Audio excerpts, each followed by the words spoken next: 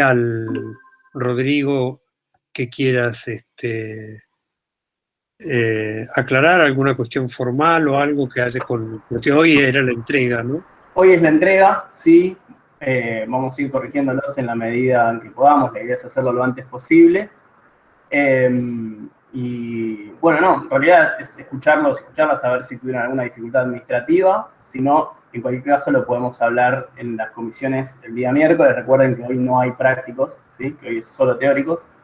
Pero bueno, no sé, que por lo menos yo no estoy al tanto de que hayan aparecido ninguna duda administrativa, así que entiendo que no hubo problema, pero bueno, no sé si quieren plantear algo sobre eso. ¿Hay alguien que quiera plantear algo?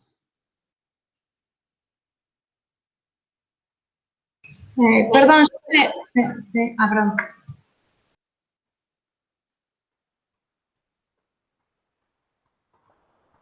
Yo al menos no escuché. Sí, perdón, Lola, yo tenía una consulta porque hoy habíamos mandado mail porque había en el cronograma que figuraba una fecha que era el miércoles y preguntamos por mail por la fecha de entrega y nos dijeron que era el miércoles. Porque en el cronograma en la página figura miércoles. Y en clase habíamos dicho lunes, entonces nos había surgido esa duda y cuando le preguntamos por mail nos dijeron que era el 3.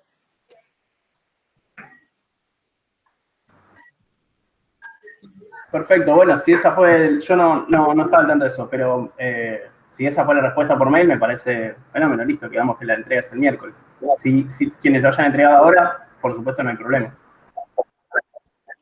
Yo también consulté y de hecho en el Genially figura, fecha de entrega del parcial era el 3, y bueno, por ahí quería saber si no pasa nada, porque yo en el caso particular por ahí capaz me relajé, pero si hay que entregarlo ahora... No, está... me parece que presencial normalmente la clase esta coincidía con la entrega. Por eso fue mi suposición de que hoy había que entregar. Pero si está así en el cronograma ahora, nada, corresponde entregar el miércoles. Exacto, sí, yo iba a decir lo mismo que plantea Juan, así que sí, no queda para el miércoles entonces. Gracias. Bueno, lo que vamos a mirar hoy es respecto de la especificidad que estamos viendo para la acumulación de capital en la Argentina, que miramos también poquito, que tiende a ser común a toda América Latina.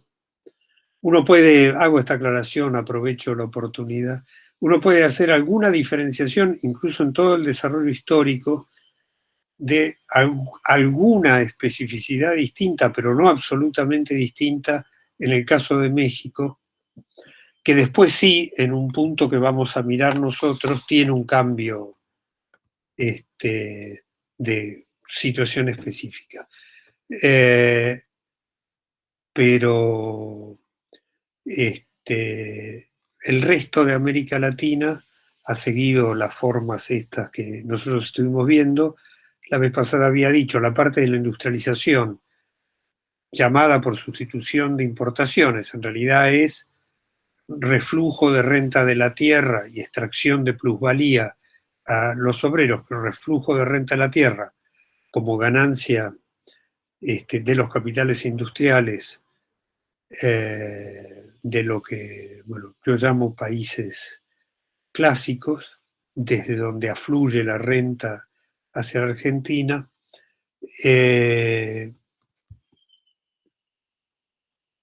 por una cuestión de escalas de mercados internos, de masa de renta disponible, de tipo material, de tipo del producto en el cual está aportado la renta, ha dado movimientos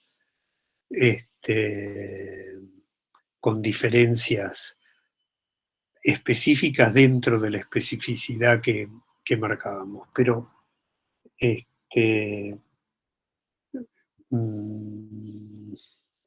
Más allá de eso, lo que tenemos es, esto que estuvimos viendo, tiene un carácter más o menos general y lo que vimos hasta acá fue el desarrollo hasta mediados de la década del 70 o principios, sí, llamémosle mediados de la década del 70, incluso uno podría estirar algo más y para el caso de la Argentina encontrar alguna apariencia de que esto continúa a mediados de la década del 80, pero que ya después se va a mostrar marcadamente distinto. Entonces, lo que vamos a mirar es la evolución de la unidad mundial de la acumulación de capital. Nosotros planteamos, acá hay una unidad mundial, los procesos nacionales de acumulación son formas específicas de esa unidad mundial. La unidad mundial no es el origen del modo de producción capitalista. El modo de producción capitalista arranca como procesos nacionales de acumulación de capital que van confluyendo y a cierta altura lo que vamos a tener es que se da vuelta el movimiento y ahora hay una unidad mundial de la cual los distintos procesos nacionales son formas concretas. Si nosotros miramos ese proceso y miramos, lo voy a plantear muy gruesamente, si nosotros miramos el movimiento de la acumulación de capital, en particular bajo la forma que uno puede definir como clásica, que es en los países donde la producción capitalista en su desarrollo a lo largo del siglo XIX, a lo largo del siglo XX, hasta el último cuarto del siglo XX, la producción interna abarca la generalidad de las mercancías, en particular la generalidad de las mercancías del sector industrial. Pero también hay producción de mercancías agrarias, de mercancías mineras, aunque hay fuerte abasto de este tipo de mercancías desde otros espacios nacionales, como es el caso de la Argentina. Entonces, lo que va a aparecer en esos países como primera característica que vamos a acompañar en su desarrollo es esto de que se caracterizan por la producción de la generalidad de las mercancías para su mercado interno, para la exportación, en particular respecto del procesamiento industrial de las distintas materias primas. Cuando uno mira ese desarrollo, lo que se va a encontrar también como rasgo muy general, pero yo empecé con demasiado entusiasmo, porque antes de esto tenía que presentar otra cosa que estaba buscando, no la encontré, me distraje y empecé con esto. Así que vamos a empezar con la otra cosa primero, porque lo que iba a decir era algo y dije, bueno, si no, expuse antes lo anterior. Van a tener que aguantarme un segundo que tengo que encontrar un archivo con unos gráficos que necesito que veamos. Decía, ¿cómo arranqué tan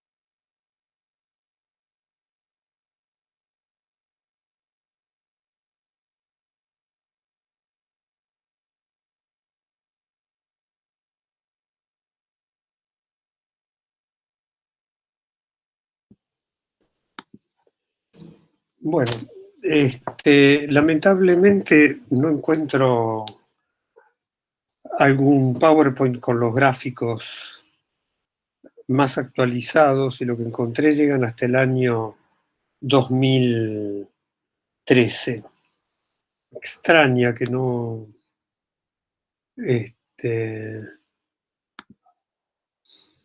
extraña que no tenga otro.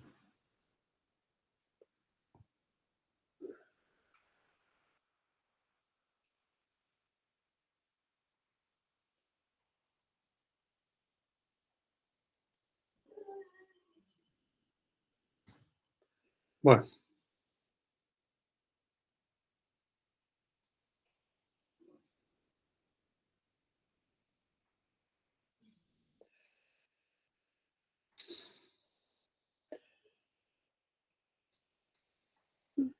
Bueno, vamos a trabajarlo con lo que hay.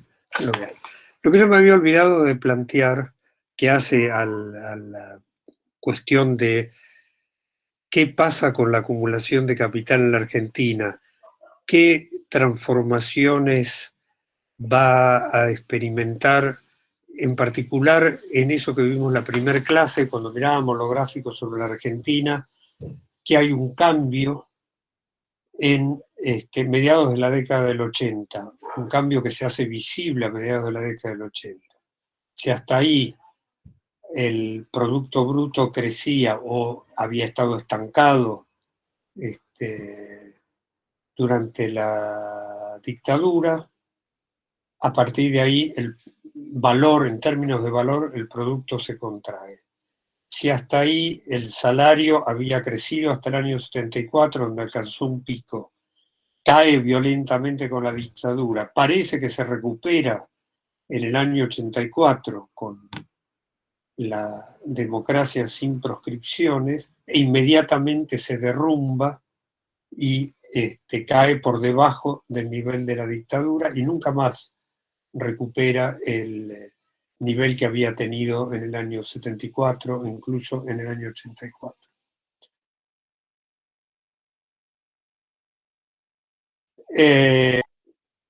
Mirábamos la cuestión de la sobrevaluación y veíamos que a partir de ese cambio de movimiento, la sobrevaluación pasa a tener un papel central en el proceso de apropiación de la renta.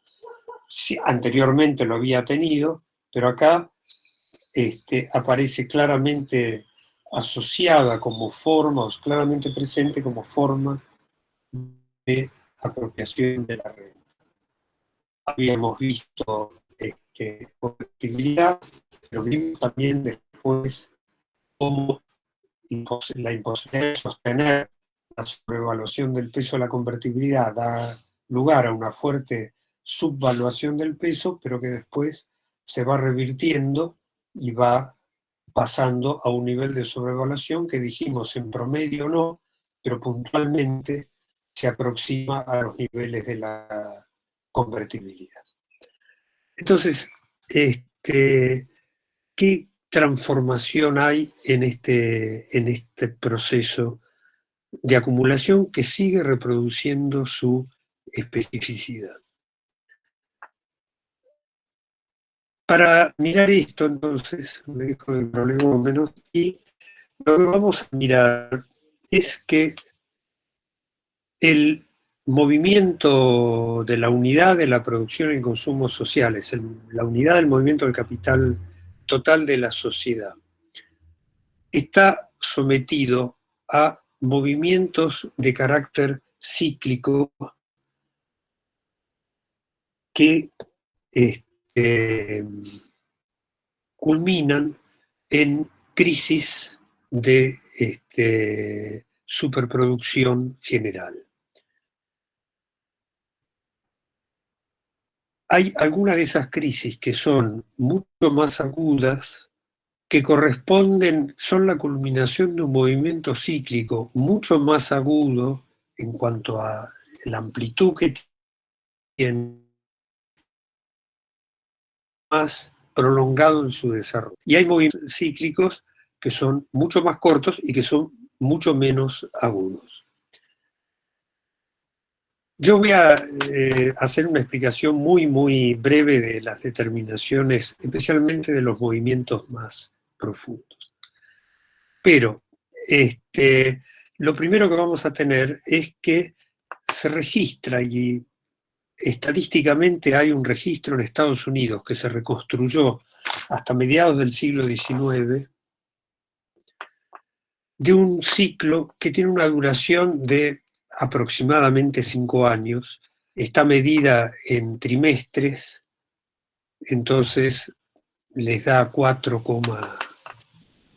y pico de años, no me acuerdo bien cuánto, y que tiene un cierto grado de variación, a veces tiene 4 años, a veces tiene 6 años, ¿verdad? Pero que gruesamente uno lo puede mirar como un movimiento de 5 años. Este movimiento es al que la propia fuente de esta estadística y los economistas en general llaman el business cycle, el ciclo de los negocios, ¿no? Viene una fase de expansión que en promedio entre todo el despliegue hasta que vuelva al mismo punto inicial transcurren 5 años, hay una fase de expansión, se llega a un punto máximo y a partir de ese punto máximo empieza un proceso en el cual depende de las circunstancias, puede ser un retroceso directamente en la masa del valor del producto, muchas veces es más bien un estancamiento en el crecimiento de ese valor, hay una crisis y el movimiento se reinicia y otra vez, más o menos en los 5 años, se despliega en su plenitud. Hay un segundo movimiento cíclico que tiene una duración de aproximadamente 10 años, que lo cual quiere decir, a veces dura 9, a veces dura 11, a veces tiene más, a veces es difícil reconocerlo, lo mismo del de 5 años, yo voy a hacer después una referencia a esto. Marx a ese ciclo, el primero que habla de ese movimiento cíclico, lo va a llamar el ciclo del capital industrial. Lo va a asociar con el movimiento del capital industrial. Se discute si está ligado con el movimiento de la rotación del capital fijo, de la maquinaria, del capital puesto en maquinaria, edificios y demás, aunque entonces, aunque en la práctica el capital fijo, aún en el caso de Estados Unidos, tiene una vida útil que es mayor a los 10 años. En el promedio y en la práctica se le reconoce, se le venía reconociendo en el movimiento histórico, una vida útil que superaba en promedio a los 10 años. Pero aparece este movimiento entre los estadísticos que hacen estas mediciones, hay discusiones, porque alguno dice que en realidad es un eco del movimiento cada 5 años, ¿verdad? Que cada 5 años hay uno que es más agudo, y entonces parece que fue en un ciclo de 10 años. Sin embargo, es un movimiento más profundo, donde hay caída de los... se nota la caída de los precios, en particular de las materias primas, y ahora después podemos mirarlo por qué, o lo planteo más fácilmente ahora. Así no me olvido después.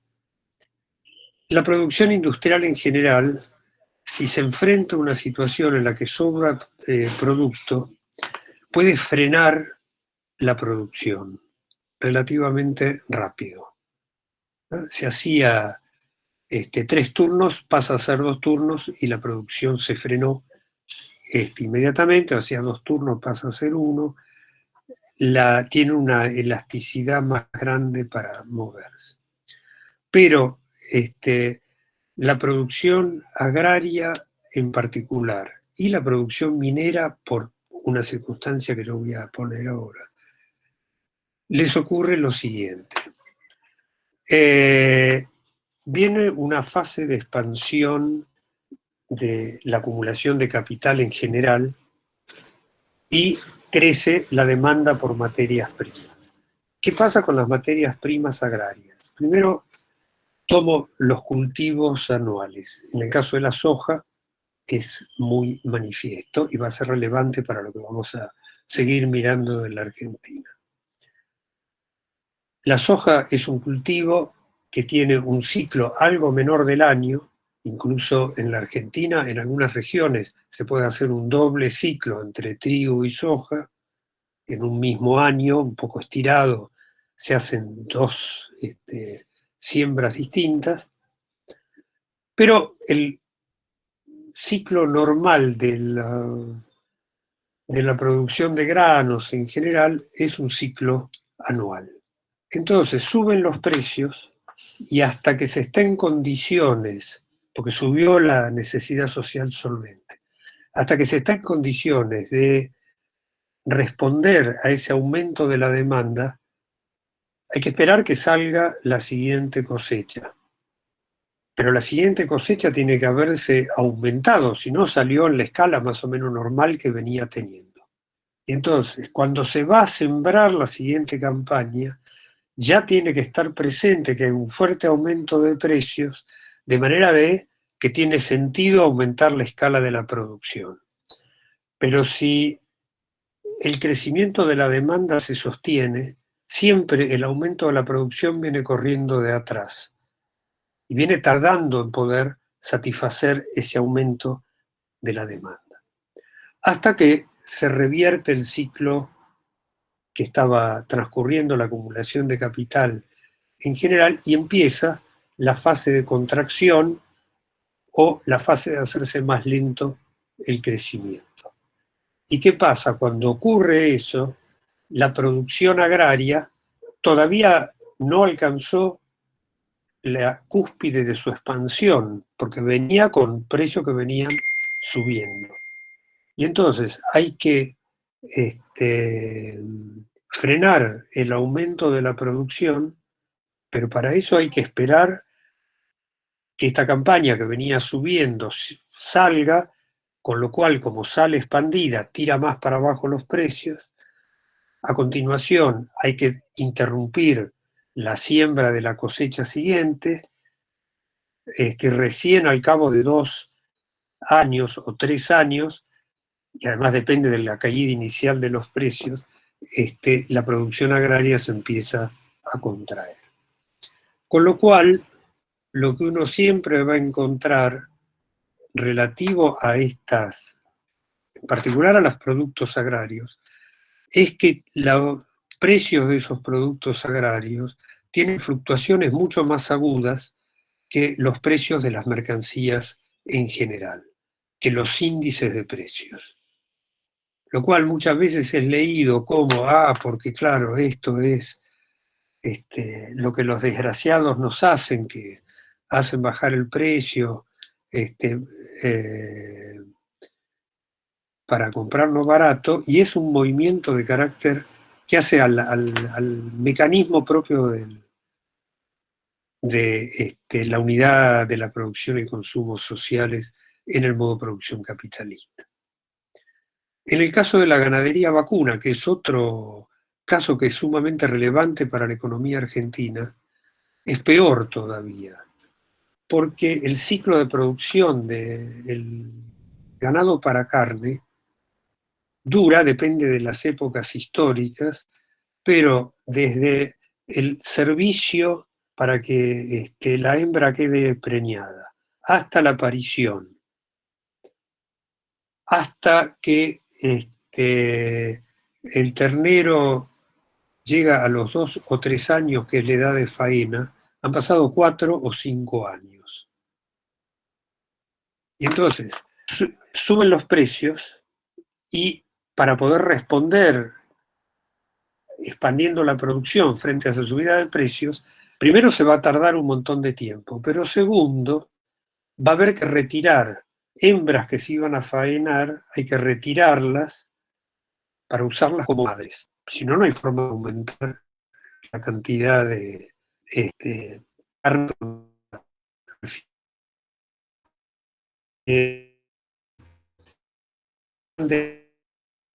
hay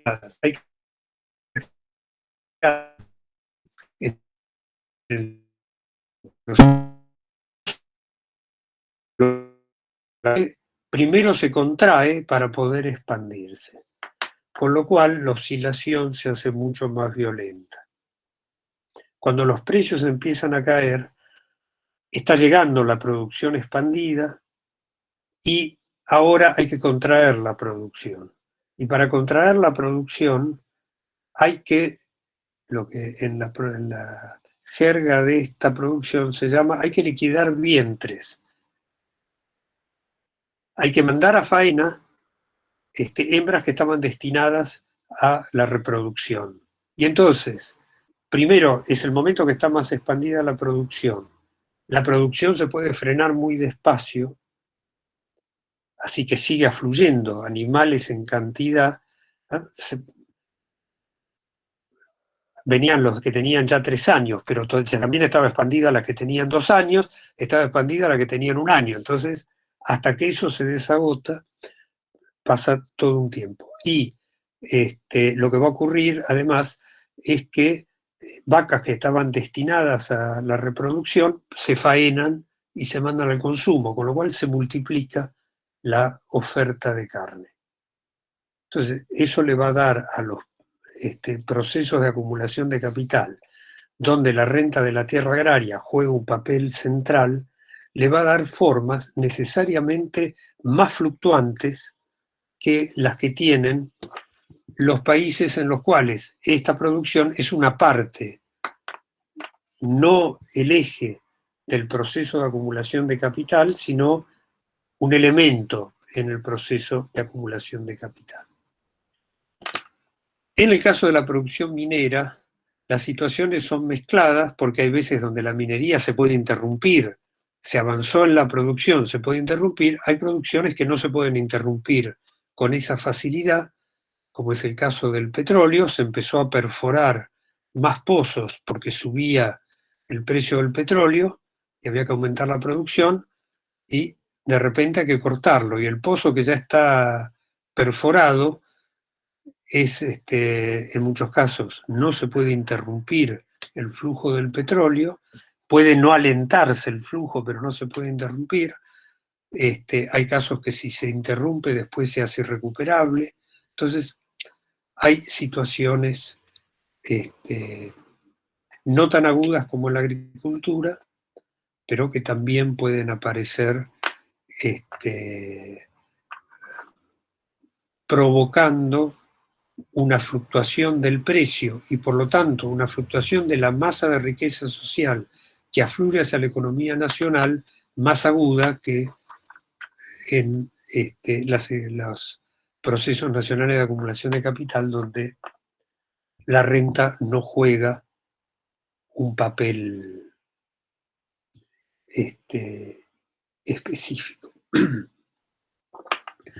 Entonces, si nosotros seguimos mirando, tenemos estos ciclos de 10 años y después hay una serie de movimientos cíclicos, de discusiones sobre movimientos cíclicos. Hay algunos que hablan de un movimiento cíclico de 20 años, hay algunos otros estudios, pero hay un economista de la Unión Soviética, que era de uno de los partidos aliados al partido bolchevique,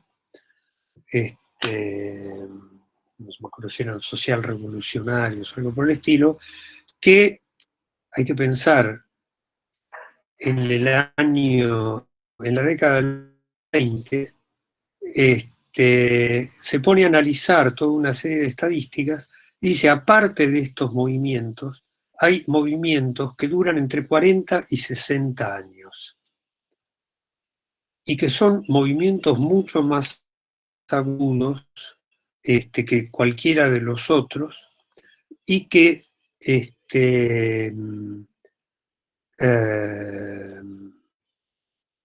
son claves en lo que pasa en la vida humana dentro del modo de producción capitalista.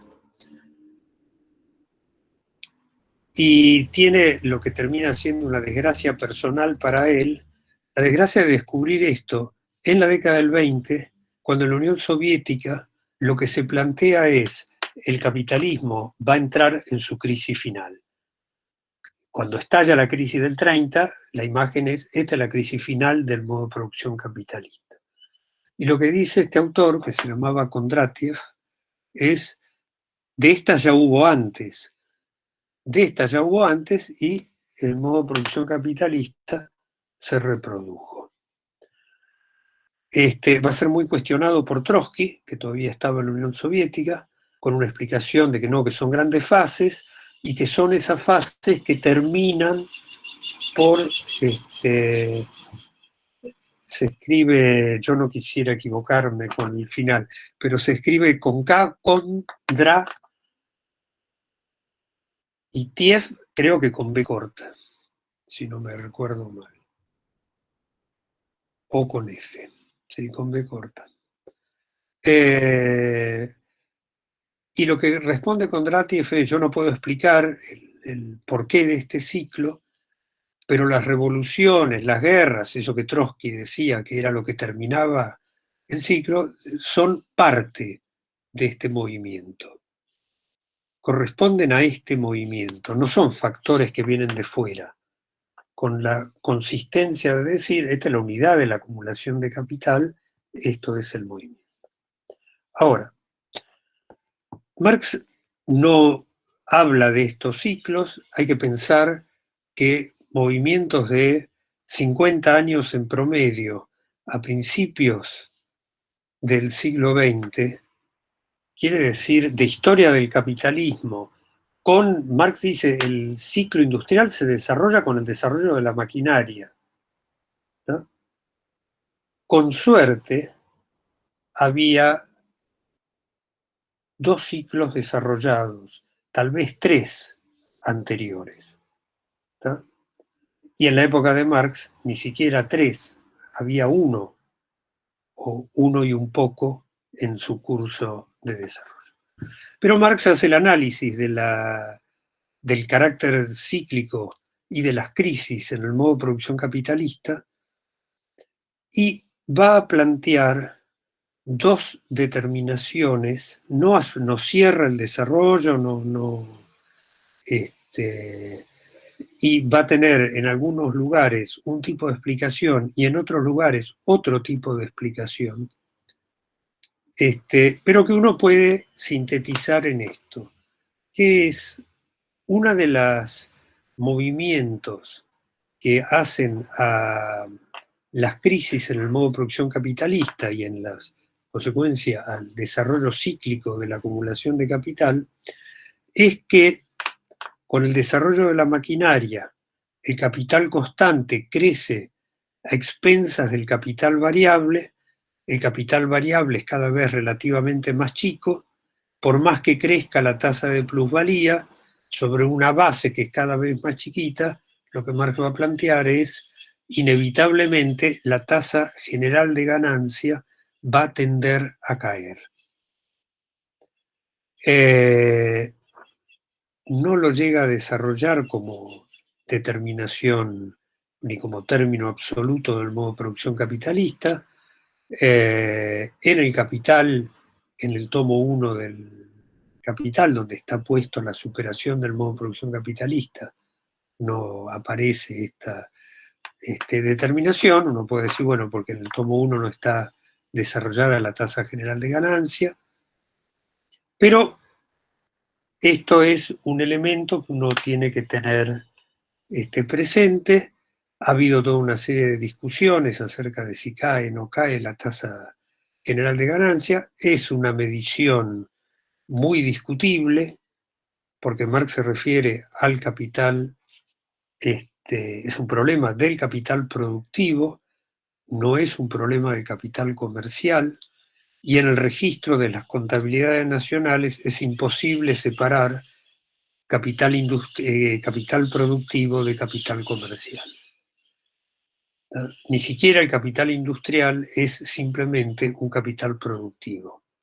Es al mismo tiempo un capital que está determinado por los movimientos de la circulación. Yo voy a mostrar después alguna evolución, pero que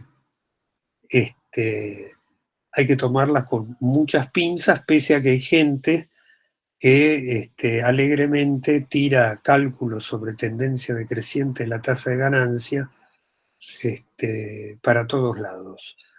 Y sin el menor rigor en el cómputo, desconociendo la diferencia entre capital productivo y movimiento general del capital, aún del capital industrial. La condición de productivo es un momento en el ciclo del capital, es un proceso al interior del ciclo del capital industrial, pero Marx toma esta determinación como una determinación absoluta, donde dice hay factores que lo contrarrestan, pero inevitablemente ocurre este movimiento. No lo presenta como un movimiento cíclico, lo presenta como un movimiento de tendencia absoluta.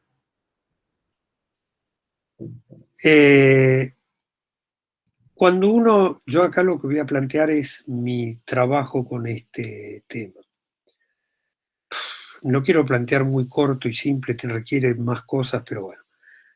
Acá hay una relación entre qué pasa con la composición orgánica del capital y qué pasa con la tasa de plusvalía. Nosotros hablamos de la composición orgánica del capital, que es el crecimiento del capital constante respecto del variable, disminuye la base sobre la cual la parte del capital que genera plusvalía. Pero está el aumento de la tasa. Sin embargo, cuando Marx hace su análisis, toma la primera determinación, dejando la tasa de plusvalía quieta y aumentando la composición orgánica, y entonces sí, la base se va reduciendo cada vez más con la misma tasa de plusvalía, mecánicamente da la caída de la tasa de ganancia. Pero ¿qué pasa si uno mira también el aumento de la tasa de plusvalía? Y lo que yo encuentro es un problema de proporcionalidades.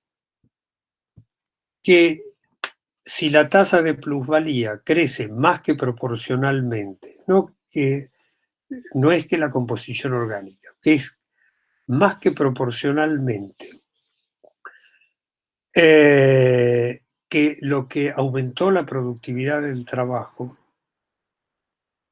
entonces la tasa de ganancia sube, no baja. Pero que si crece menos que proporcionalmente, entonces sí, la tasa de ganancia baja, pero que esto es un movimiento de carácter cíclico, que depende de cuánto cambio hay en la base técnica que permita que haya un aumento de la productividad del trabajo, más que proporcional, perdón, yo dije mal recién, un aumento de la productividad del trabajo, más que proporcional que el aumento de la composición orgánica, yo dije de la tasa de plusvalía más que la productividad del trabajo, pero me equivoqué, es que la productividad del trabajo crezca más que proporcionalmente de lo que crece la composición orgánica, lo cual uno puede asociar con revoluciones técnicas, o que la productividad del trabajo crezca menos que lo que crece la composición orgánica, lo cual uno puede asociar con el uso extendido de una base técnica que en su momento fue revolucionaria y que se está agotando como fuente de aumento de la productividad del trabajo. Y entonces lo que aparece con este planteo que estoy haciendo yo es, acá hay un movimiento de carácter cíclico. La segunda determinación que plantea Marx tiene que ver con lo que vimos respecto de lo que le pasa al capital también, que le crece la composición orgánica, y qué pasaba con el capital variable respecto del capital constante. El capital constante se va comiendo al capital variable, relativamente, de manera normal, se lo va comiendo. ¿Qué es lo que pasa desde el punto de vista de los capitalistas individuales? el capitalista individual en la competencia necesita expandir la producción de sus mercancías, cosa que vimos cuando mirábamos plusvalía relativa. No importa qué produzca, es una necesidad de todo capitalista individual. Vale tanto para los capitalistas que producen medios de producción como para los capitalistas que producen medios de vida para los obreros. La necesidad social solvente por medios de producción crece aceleradamente, pero la necesidad social solvente por medios de vida para los obreros crece con un freno particular. Y ese freno particular es que el capital variable es relativamente cada vez más chico. Y entonces, ¿qué ocurre?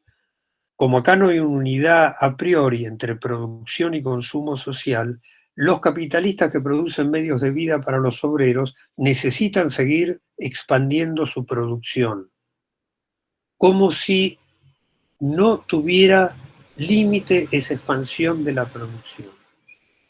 Y la propia unidad del movimiento de la acumulación de capital le pone un límite al crecimiento de la demanda por medios de vida por parte de los obreros.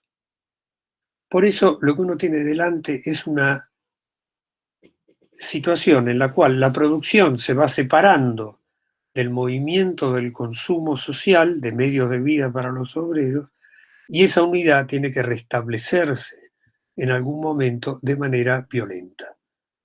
Y la manera violenta es una crisis de superproducción. Sobran medios de vida para los obreros. Pero así como sobran medios de vida para los obreros, empiezan a sobrar medios de producción para producir medios de vida para los obreros. Y la crisis se convierte en una crisis de superproducción general. No es un problema de subconsumo, es un problema de superproducción. El capital produce más medios de vida para los obreros de los que el propio capital necesita que los obreros consuman para poder efectuar esa producción que hicieron. No es que los obreros consumen demasiado poco, los obreros consumen lo que el capital necesita que consuma. El problema es que el capital produce más de lo que el mismo capital necesita como medios de vida para los obreros. Por eso no es un problema de distribución del ingreso, es un problema inherente al movimiento del modo de producción capitalista. Hago hincapié en esto porque en la Argentina está muy presente la representación ideológica de que es un problema de distribución. Nosotros vamos a mirar en la parte que falta de la materia lo que ocurre con la convertibilidad cuando va avanzando y va estancándose y empieza a retroceder la producción.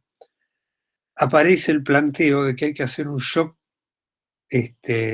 distributivo porque el producto ha crecido, pero no hay suficiente demanda. Y entonces hay que aumentar los salarios para que absorban esa producción expandida. Y cuando uno mira las cifras, los gráficos que vimos en la primera clase, la producción no estaba expandida, la masa de valor no se había expandido, estaba estancada y se sostenía esa acumulación sobre la base de una violenta caída del salario. Uno nunca se tiene que olvidar que el modo de producción capitalista, lo que es el sujeto concreto de ese proceso, no somos los seres humanos, es nuestra relación social objetivada. El trabajo social se pone en marcha no con la finalidad inmediata de producir valores de uso para la vida humana, sino con la finalidad inmediata de multiplicar esta relación a expensas de la vida humana. Entonces nos vamos a encontrar con esta segunda determinación. con una necesidad del capital de periódicamente enfrentar una crisis de superproducción general. ¿Qué pasa en las vísperas de estas crisis de superproducción general y en las crisis del modo de producción capitalista? La contradicción esta de expandir la producción sin límite sobre la base de un consumo obrero que tiene un límite específico en su expansión, se va a expresar justamente en una aceleración de la expansión de la producción. Las vísperas de las crisis normalmente son periodos de aparente auge explosivo. Ahora después cuando miremos el gráfico, yo voy a hacer ejemplos sobre algo que vimos la clase pasada. Y entonces esto agudiza el momento de auge para el proceso nacional de acumulación de capital como el de Argentina y agudiza el proceso de contracción. Con esto que yo había planteado antes. Hay una limitación por el carácter material del producto y su subordinación a condicionamientos naturales, no la subordinación de la productividad del trabajo, condicionamientos naturales que no son controlables por el capital, que ya de por sí hace que los precios agrarios sean más fluctuantes que los precios en general. Pero acá se agregó otro factor más, que hace al movimiento mismo de la unidad de la acumulación de capital, que es el desencadenamiento de la superproducción, tiene la forma de una aceleración de la expansión de la producción. Y entonces, cuando viene la contracción, primero viene un aceleramiento que alimentó más la expansión de la producción agraria. Y hay una cosa más que quería plantear con esto y se me acaba de... Me acordé recién y se me fue así como había llegado. Esto. ¿Por qué los precios agrarios son más fluctuantes que los precios industriales? Porque están estos factores de fluctuación, ¿sí? Pero además, la proyección de estos factores de fluctuación sobre los precios industriales se va atenuando cuanto más proceso industrial tiene la materia prima. Porque para la materia prima la fluctuación es plena, la fluctuación del precio es pleno. Para el producto que, voy a tomarlo así, para el caso del trigo, la fluctuación es plena, pero para la harina hubo que aplicar el capital industrial a la molienda, que ese no está afectado por los condicionamientos naturales. Y entonces en el precio de la harina ya no está solamente el precio del trigo, ahora hay el precio del trigo más un precio que viene de el capital que se consumió para moler la harina, para moler el trigo. En el precio del pan está un pedacito del precio del trigo, pedazo del precio del trigo, pero después está la parte del precio que dependió de la molienda, más la parte del precio que depende de la panadería, de la panificación. Y en consecuencia el elemento fluctuante se convirtió en una parte relativamente cada vez más chica del precio del producto. Entonces, estas determinaciones de los precios, en particular los agrarios, se va a reflejar en el movimiento, se va a reflejar atenuado en el movimiento de los precios en general. Bueno, planteado todo esto, vamos a ir mirando.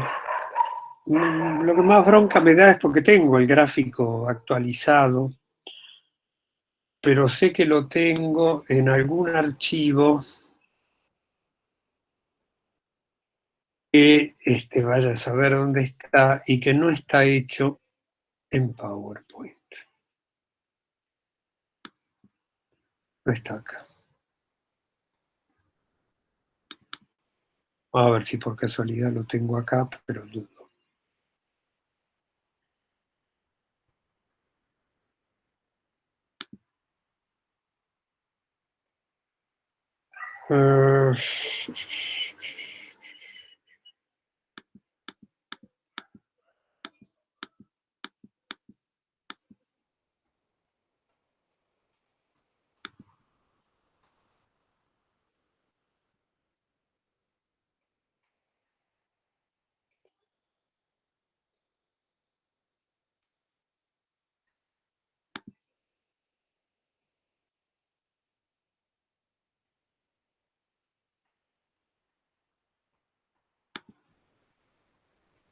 Bueno, voy a renunciar a... Bueno, acá está.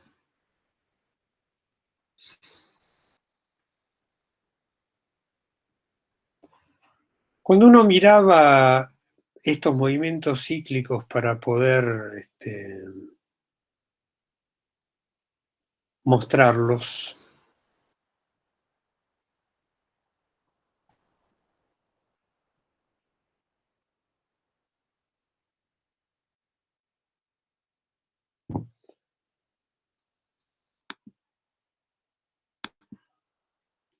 lo voy a pasar un PowerPoint porque si no, no lo va a...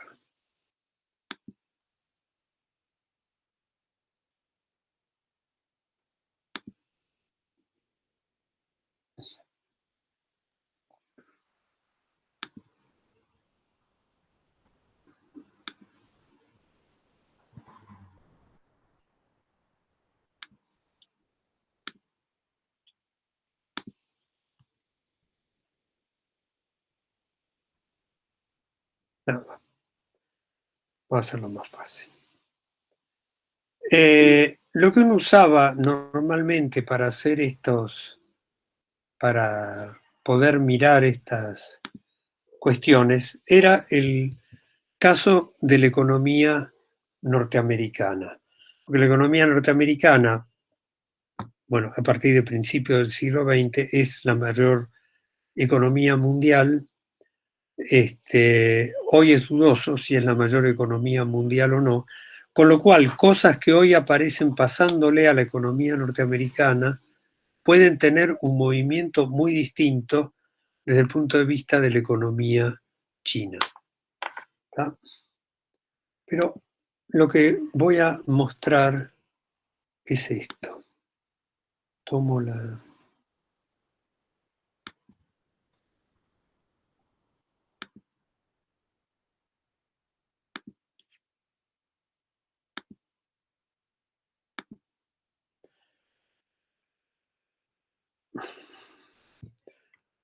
Esto que vamos a tener ahí es el movimiento de el índice de precios implícitos de la economía nacional en el caso de los Estados Unidos. Esto está expresado en oro porque no se puede expresar en billetes y después sacarle la inflación con un índice de precios, porque entonces si el índice de precios es igual al de precios implícitos, esto se convierte en una línea plana. Entonces está hecho expresado en oro como forma simple del dinero. Acá aparece toda una serie de fluctuaciones de las cuales yo voy a ir marcando estas que son los movimientos básicamente, acá queda más borrado, que son los movimientos de 10 años. Esto llega hasta el 2020, arranca en 1790, esto es el año 2020. ¿Qué es lo que observa Kondratiev? Que en realidad mira su estudio lo hace, su estudio lo hace por acá. ¿Digo bien? Perdónenme porque necesito... Su estudio lo hace por acá. Se venía la crisis del 30. Lo que uno puede reconocer en ese movimiento es, acá, más diluido, hay un movimiento de 50 años que culmina con la crisis de 1890. Acá hay un movimiento más corto, de 40 años, que culmina con la crisis de 1930. Y acá hay otro movimiento de 50 años que culmina fines de la década del 70, principios de la de 1980. El punto más bajo de la serie es 1980. Y si lo miramos acá, hay otro movimiento que podía parecer que había culminado con la crisis del 2008, que había empujado hacia abajo a 2012, pero que está lejos de haber implicado una expansión nuevamente de la acumulación de capital. Si nosotros miramos las vísperas de estos procesos, de estas caídas, en este caso es un poquito más largo, un poquito anterior, son estos picos de precios. Acá está el pico del 1814, acá está más diluido, pero 1880 es un periodo de auge. Esto es 1920, se sostiene hasta 1928 y después se desploma. Esto es 1971, y después viene el desplome, y acá ya habíamos hablado. Entonces, lo que aparece, que es lo que nosotros vamos a mirar como más relevante para el proceso de acumulación de capital en la Argentina, son estos ciclos agudos. Estos ciclos, si ustedes se fijan, la amplitud de cualquiera de estos ciclos es mucho más chiquita que la amplitud de estos. Y hago otra aclaración. Este parece más chiquito, es un problema de escala. Como sale de mucho más abajo, en la escala numérica simple, llega hasta acá. Pero si uno lo pone en términos proporcionales, la amplitud de esta diferencia es la misma que la amplitud de esta diferencia. ¿Tá? Y más o menos la misma que la amplitud de esta diferencia. Con lo cual no es un ciclo distinto a el que teníamos antes.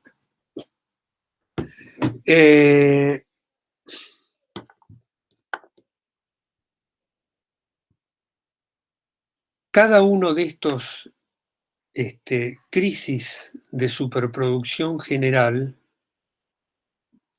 donde sobran mercancías y donde al mismo tiempo la tasa de ganancia se desploma doblemente. Se desploma porque cada vez es más difícil hacer subir, en esta fase que cae, hacer subir la productividad del trabajo si no se produce una revolución en la base técnica. Pero al mismo tiempo, como sobran mercancías, cada vez es más difícil vender. Y entonces el capital se mueve cada vez más despacio. Y como se mueve cada vez más despacio, la plusvalía que realiza dentro de un año, dentro del año, es cada vez más chica respecto del monto que estuvo puesto de ese capital. Entonces la tasa de ganancia viene cayendo por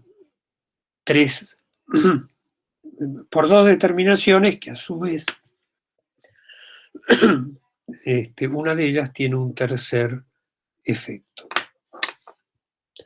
Nosotros cuando miramos en las clases anteriores, miramos este desarrollo,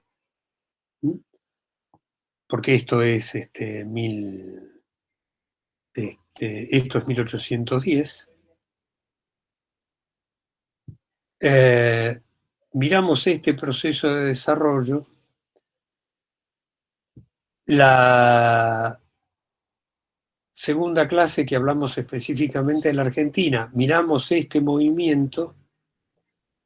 La tercera clase que hablamos específicamente de la Argentina, miramos este movimiento. Lo miramos hasta acá. Hicimos referencia a lo que siguió sin detenernos demasiado en lo que siguió. Lo que nos falta mirar es este movimiento, es este periodo.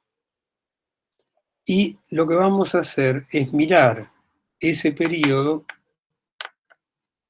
en contraste, no simplemente con el periodo anterior, sino con qué venía pasando en el movimiento de acumulación de capital en el mundo, en la unidad mundial.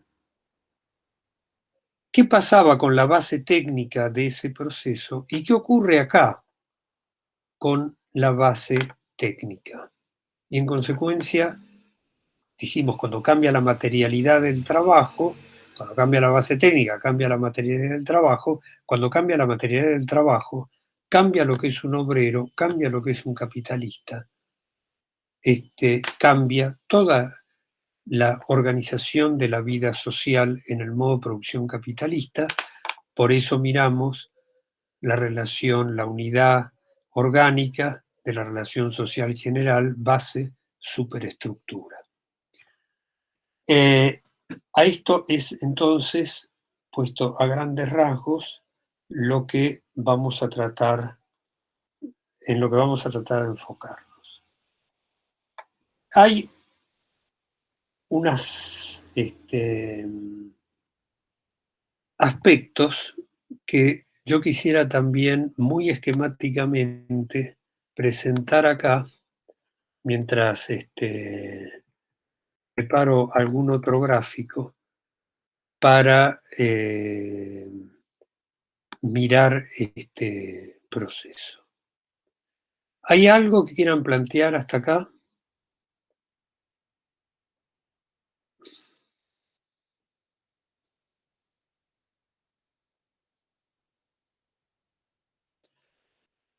Ustedes están viendo mi pantalla, ¿sí? Se ve, sí, sí. Sí. Si ustedes se fijan, esto es las fluctuaciones que hay en el movimiento de la que está acá a la izquierda, del Producto Bruto Interno, no ya de los precios, en términos físicos, ¿tá? En Estados Unidos, por eso tiene esta bruta suba acá, y parte de la contracción que tiene acá es porque para limpiar el dato hay que sacarle la tendencia, y la tendencia viene muy afectada por esta suba muy grande de acá. Entonces esto parece una caída muy grande. Cuando uno lo mira en términos de valor puesto en oro, lo que tiene es la influencia de los precios, es casi el determinante absoluto, salvo acá se nota mucho más este movimiento cíclico que culmina con la crisis de 1890. Respecto de estas fluctuaciones,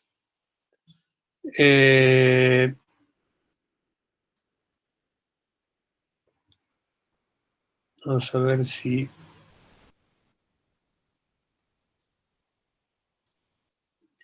Bueno, voy a tomar esto como expresión, pero que es cortito y es... Esta es la tasa de ganancia del capital total de la sociedad en los Estados Unidos, no es la de ganancia del capital productivo, ¿no? Acá está puesta, restada de la ganancia, la plusvalía aplicada como gasto de circulación, está puesto como capital adelantado los gastos de circulación, así que, pero si uno lo mira ve la crisis de 1929, la caída violentísima, y de vuelta, 1982, otra vez el pico mínimo, y después, hasta el 2018, se ha arrastrado, recupera, pero se mantiene más o menos estable con movimientos cíclicos que ya no tienen 5 años, sino que tienen 10 años. Cada 10 años son estos movimientos que están acá. El movimiento cíclico de 5 años, lo mismo ocurre con los precios, está fuertemente planchado, ¿tá? En los últimos periodos. ¿Por qué yo decía que no es válido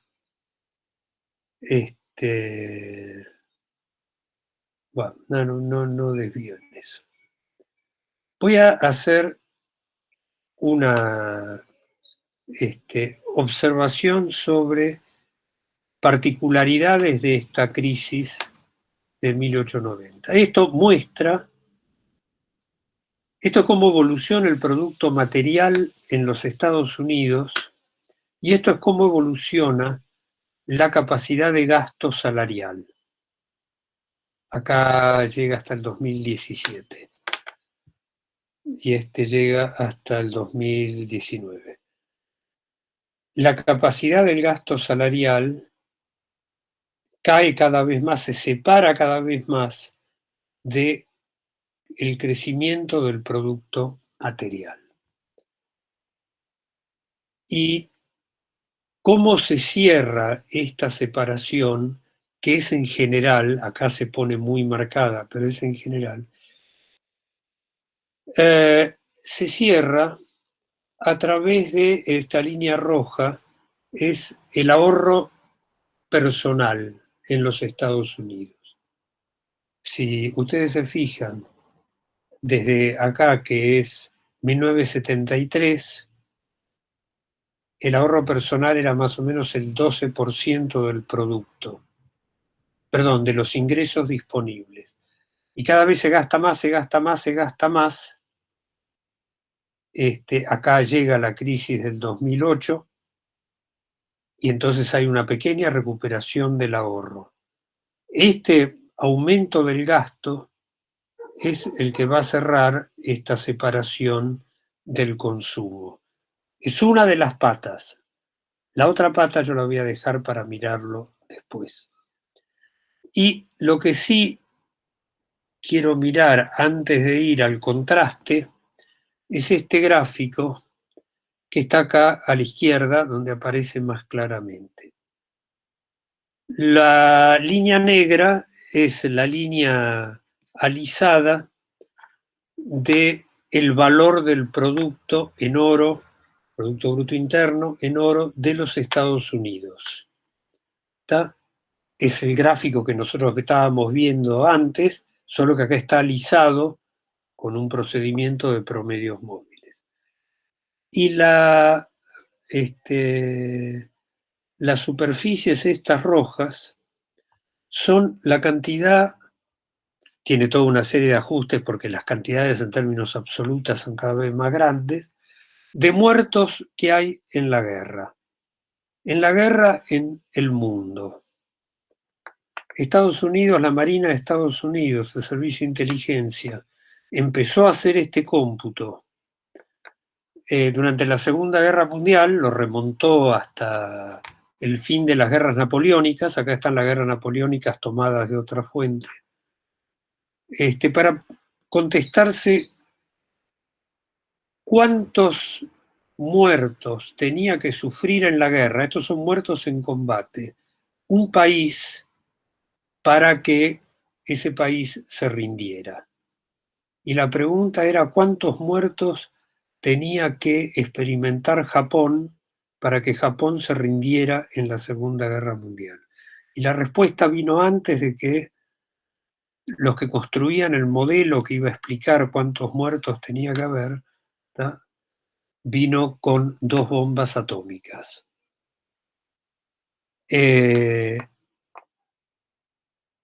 más allá de esto que significa las guerras, no están ubicadas en cualquier lugar del movimiento.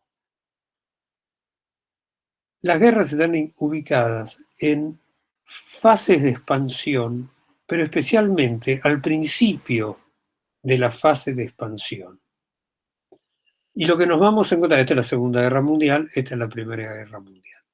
Y lo que vamos a encontrar es que en este ciclo que teníamos trazado acá, yo descontinué, hice este cálculo hace muchos años y después no lo actualicé, pero no hay una escala de enfrentamientos bélicos y de muertos en la guerra como hubo en los ciclos anteriores. Y esta es una peculiaridad que presenta este movimiento cíclico que habíamos visto que acá se quedaba abajo en el estancamiento.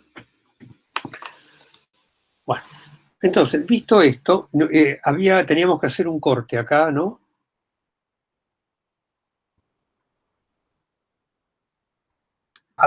Sí, habríamos hablado de hacer el corte 7:30, son casi esa hora, sí. Bueno, yo diría, si hay algo que quieran plantear hasta acá, porque entonces después vamos a mirar qué contraste hay entre todos los movimientos, los grandes ciclos anteriores, las crisis de superproducción general agudas anteriores y este último movimiento, y vamos a mirar qué pasó con la acumulación de capital, perdón, qué pasó con la base técnica, qué pasó con el movimiento cíclico, qué pasó con la liquidación de la superproducción general. Hago esta aclaración. La guerra es históricamente una de las formas de esperen un segundo que me pasa es una de las formas de liquidar el capital que sobra, capital constante y capital variable que sobra. ¿Qué pasó en este movimiento que tenemos acá, donde no hay ese proceso de aniquilación bélica? ¿Alguien quiere plantear algo? Sí, yo tengo una pregunta, si las ondas de Kondratiev, ahí va, digamos, si dentro de estos grandes ciclos de 40 o 50 años, estos ciclos más pequeños de 5 a 10 son los que Marx describe. Sí, por eso, Marx hace la referencia al ciclo industrial y le da 10 años de duración. Sí. Si yo no recuerdo mal, no explica mucho por qué los 10 años de duración. Entonces, lo voy a poner así, clásicamente se lo asociaba con ¿cuánto es la vida útil de la maquinaria? 10 años. Cada 10 años hay un movimiento de renovación de la maquinaria. Cuando uno después mira los datos estadísticos, y efectivamente, maquinaria que se renueva toda junta produce movimientos cíclicos por sí misma. La renovación toda junta de la maquinaria produce movimientos cíclicos que yo ahora no dejo afuera de la explicación. Pero cuando uno mira el movimiento, lo que aparece es que la vida útil de lo que es el capital fijo, que la maquinaria, no es de 10 años, sino que se extiende más tiempo. En la Argentina se extiende mucho más tiempo, pero en Estados Unidos también se extiende más tiempo. Con lo cual, no está tan claro que sea simplemente el problema de la renovación de la maquinaria. En los otros, en los de más agudos, uno puede decir, acá cambió la base técnica. En los otros no es tan claro por qué los 10 años, ni es tan claro por qué los 5 años. Incluso uno puede mirar el movimiento, pasa que 5 años ya es un periodo más largo. Cuando se hace el análisis del business cycle, Estados Unidos tiene una batería de indicadores que van desde qué pasa con el producto, qué pasa con los precios, qué pasa con el empleo, qué pasa con la capacidad instalada, el uso de la capacidad instalada. Bueno, suma todos esos, y cuando todos esos, es decir, suma no, perdón, confluye, cuando una cierta cantidad de esos apuntan todos para el mismo lado, dice, bueno, acá estamos en una fase de tal carácter. Cuando de repente se cambió la cosa y apunta para el otro lado, entonces dicen acá vino el periodo el punto de inflexión. Y ellos dicen, creo que es cuando 2 trimestres les dan caída, entonces es que se está en una recesión. ¿No? Que son 2 o 3 trimestres de caída, eso queda definido como recesión. El problema que hay, incluso en ese de 5 años, pero que uno lo puede ver mucho más si hace uno de 3 años, es que como es un sistema que se regula automáticamente, todo sistema que se regula automáticamente, la única forma de mantenerse en su normalidad es estar desviándose todo el tiempo de la normalidad.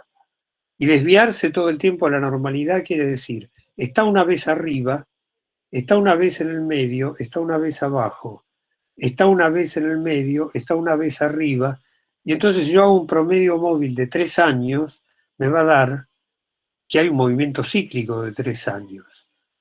Pero que la pregunta es si lo puedo explicar por algo que es concreto dentro del movimiento, por así decir, concreto dentro del movimiento de la acumulación de capital, o si lo tengo que explicar mucho más genéricamente es la forma en que se establece la unidad. Acá uno no puede, no importa qué factores juegan adentro, algo que se regula automáticamente va a tener movimientos de carácter cíclico, porque esa es la única forma en que se establece lo que aparece, lo que yo le voy a dar el nombre de normalidad, no de equilibrio. La normalidad tiene la forma del permanente desequilibrio, y eso me va a dar este tipo de movimiento. Entonces, yo no podría plantear por qué dura 5 años, por qué dura 10 años o por qué dura 50 años. Y hago esta aclaración. Dura 5 años, a veces 4 y a veces 6. Dura 50 años, a veces 40 y a veces 60. La proporción es la misma. ¿Tá? No es que, bueno, uno dice algo que tiene una variación de 40 a 60 años, ¿cómo puede decir que tiene algún tipo de regularidad? Yo, lo que digo, me pude contestar es sobre los distintos factores que intervienen. Hay una variedad de cosas que hacen al movimiento cíclico de la acumulación. Me detuve especialmente en este doble factor de caída de tasa de ganancia o fluctuación de tasa de ganancia y superproducción y liquidación de la superproducción, pero no puedo contestar por qué la fluctuación, qué ocurre específicamente en la de 5, que la hace distinta a la de 10. Uno tiene que decir, hay procesos que tardan más tiempo en desarrollarse. Entonces es claro que el cambio en la base técnica no puede ser un proceso que dure 5 años, no puede ser un proceso que dure 10 años. Es un proceso mucho más largo, desde que va surgiendo una base técnica, llega al auge y se empieza a saturar, tiene que pasar un periodo sustancial. Y ahí uno puede decir, bueno, 40 años, 50 años, pero ¿por qué 50 años? No hay nada que lo pueda marcar. Entonces yo tengo muchas reservas respecto de gente que seguía mucho por la mecanicidad de la regularidad del movimiento. Y la regularidad del movimiento está sujeto a 20.000 cosas en el medio. Entonces yo puedo hablar de esa regularidad, ahora no puedo decir, y bueno, y ahora va a haber la crisis de superproducción equivalente a la del 30, a la equivalente a la del 80, principio del 80, o no, ya pasó y entonces dentro de 50 años va a ser la siguiente. Esa parte no es válida. La explicación de por qué los periodos concretos, que además tienen mucha variación, no, yo por lo menos no tengo explicación y no conozco explicación. ¿Tá? Uno puede mirar qué diferencias hay entre uno y otro, y acá pasó esto, pasó esto, pasó esto, y entonces por eso esto se estiró o no se estiró. Hago una aclaración. La economía neoclásica, esto es una especie de fenómeno inexplicable. Todo esto son fenómenos que, producto de la mala información, dicen, ¿tá? No se pudieron tomar las decisiones racionales porque faltó información.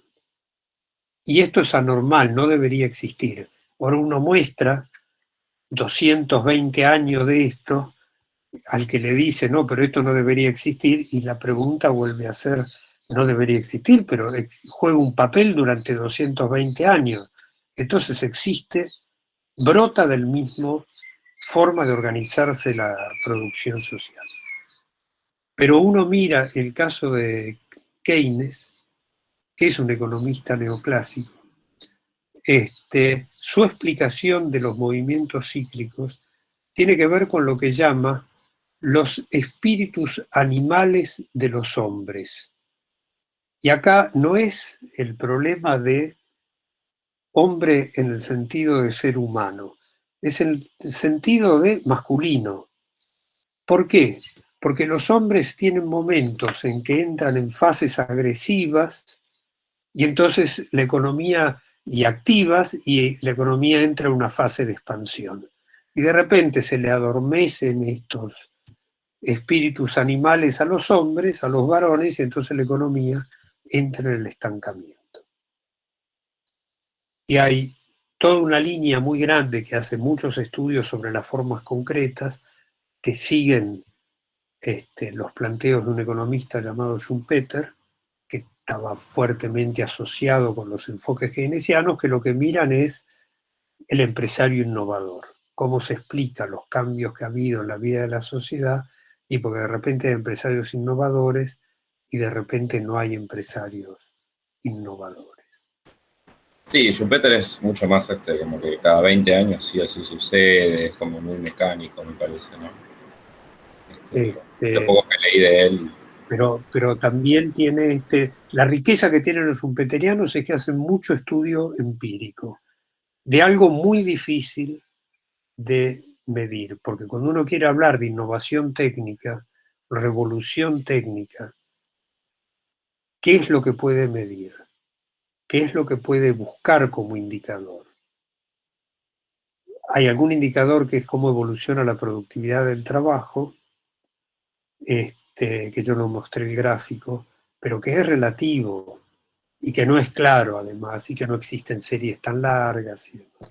Así que, bueno, esta es mi respuesta y teníamos que cortar, Manuel. Así que, ¿cómo hacemos para retomar? Habíamos en 10 minutos, como siempre, ¿sí? Voy a abrir la sesión yo nuevamente, o sea, la va a abrir Manuel, pero con mi mismo usuario, o sea que tienen que usar el mismo link de siempre, ¿sí? ¿Nos podemos mantener conectados? No. Sí, de hecho sí. Yo voy a dejar de grabar la sesión y la van a volver a grabar cuando retomemos. Pero sí, es absoluto, para el resto es indistinto. Bueno, fenómeno. Entonces, retomamos menos cuarto, digamos, un poquito más, y tratamos de seguir con el resto. Exacto.